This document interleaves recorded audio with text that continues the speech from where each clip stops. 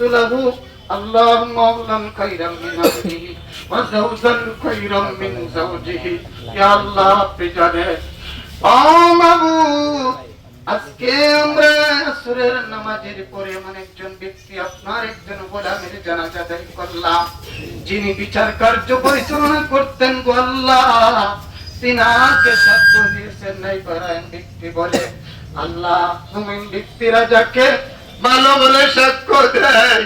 নবীজি তো বলেছেন আপনিও তাকে ভালো বলিয়া গ্রহণ করেন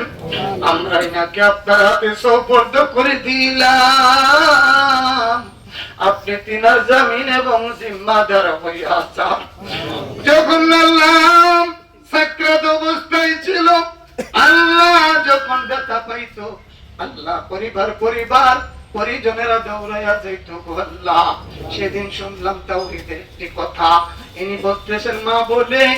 আর পরিবার পরিজনের কেউ বলতেছেন আল্লাহ শব্দ বলো এমন একজন ব্যক্তি যে আপনার হাতে তুলে দিল আল্লাহ বিনার জামিন জিন্নাদার সমাপ্তি হইয়া যান ওই কবরের সওয়াবের যখন শুরু হইয়া যাইবে আপনি নিজে আল্লাহ আপনার পক্ষ থেকে সওয়াবের ভাষাগুলো শিখায়া দিয়েন আল্লাহ আমার নবীজিকে যখন দেখানো হবে গো আমার নবীজিকে চিনে সাক্ষ্য দেওয়ার তৌফিক দিয়েন আমরা এখানে যারা হাত তুলেছি আল্লাহ আমাদের প্রত্যেকের আব্বা আম্মার কবর আযাব মাফ করে দেন রব্বির হামহুমা কামা রব্বায়ানি সগীরা মরে যাব আফসোস নাই যেদিন মৃত্যু দিবেন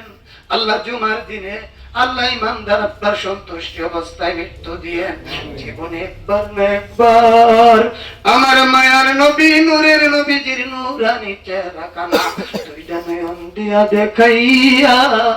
আমাদের দিল জবান থেকে জারি করে দিয়েন আপনারই মিষ্টি মধুর কালেমার বাণী লা ইলাহা ইল্লাল্লাহ মুহাম্মাদুর রাসূলুল্লাহ।